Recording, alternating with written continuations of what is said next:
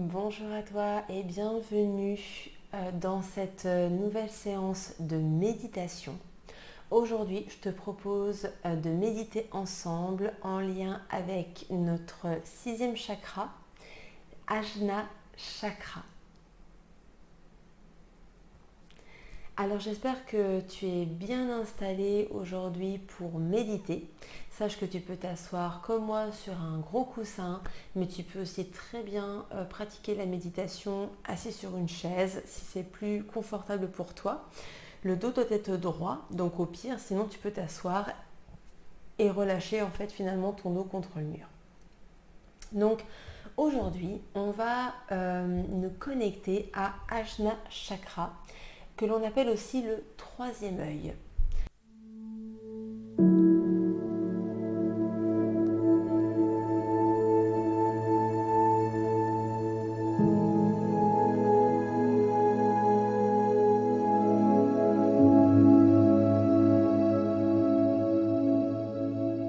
L'Ajna Chakra, c'est un chakra qui nous relie à la clairvoyance, à l'intuition.